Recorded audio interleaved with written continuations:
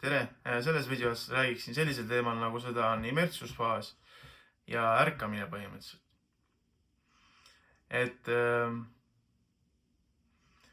Imertsusfaas, see on põhimõtteliselt siis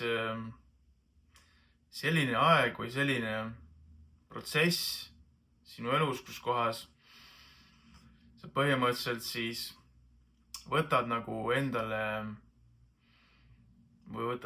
omaks siis mingisugused illusioonid ja uskumused ja tänu millele sa siis nagu hakkad enda teaduses vaikselt nagu madalamale laskuma.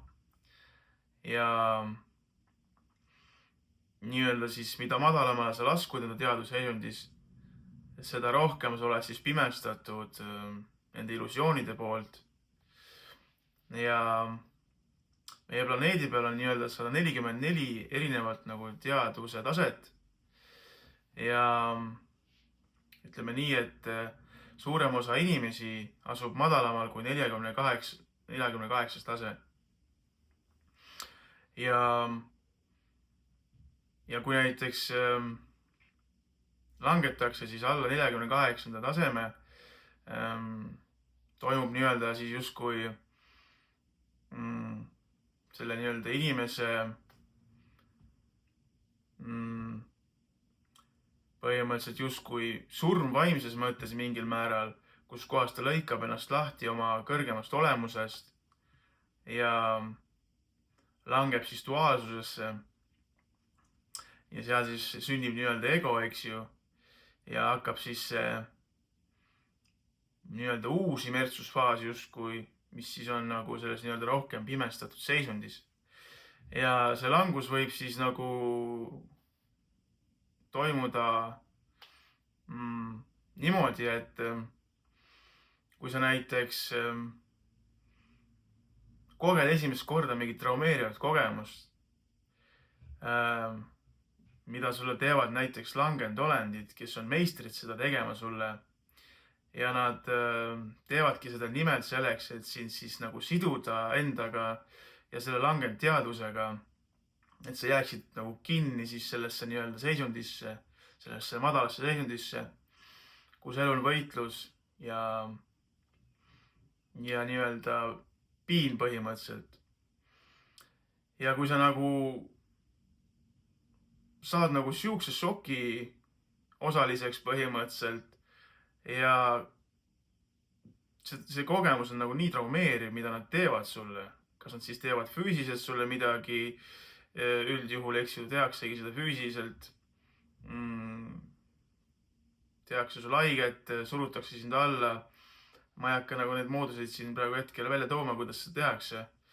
Et püüavad siis panna sind tundma, et sa oled mõttetu inimene, mõttetu olend, sul ei ole üldse õigus siin planeedi peal nagu põhimõtteliselt toimetada. Ja siis kodeeritakse nagu erinevad uskumused sinu alateadvusse. Ja tänu nendele siis nagu nad püüavad nendele uskumustele, püüavad nad siis siin kinni hoida võimalikult kaua.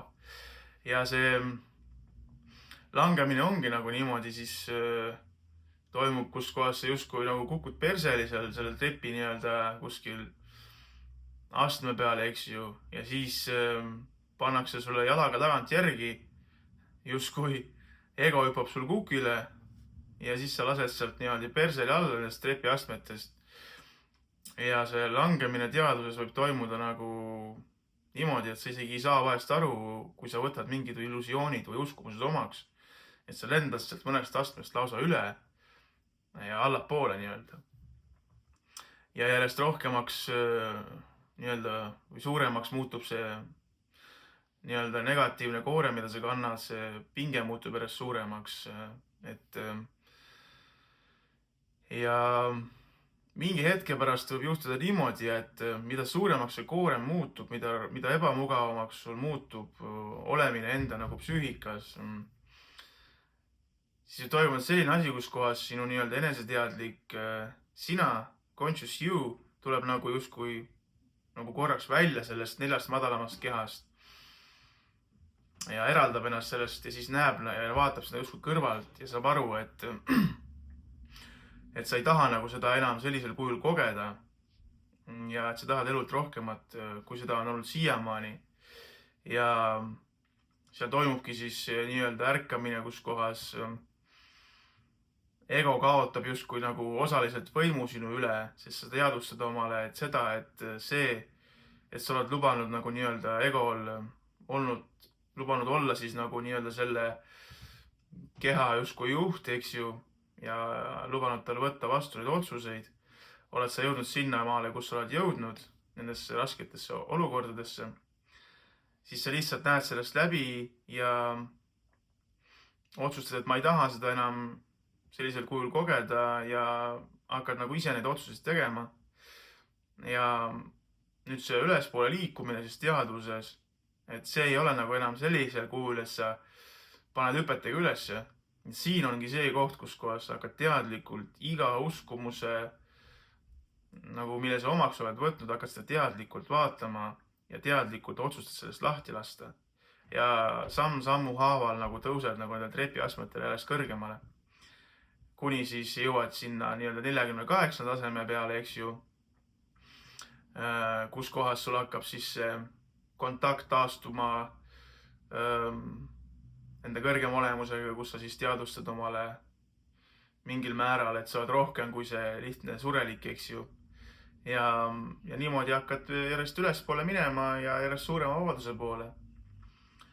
Ja see ongi nagu siis ärkamisfaas ja siis põhimõtteliselt see kestab nagu nii kaua, jah, et sa võid nagu kogu aeg nagu näha läbi mingisugusest illusioonist, kuna nii kaua, kui sa oled selles kehas, on alati millekski läbi vaadata. Ja alles siis, kui sa nagu lahkud siit elust nii-öelda, siis võid sa öelda, et sa oled lõpetanud tõesti selle kooli nimega siis Planeet Maa. Ja see on nagu kergendav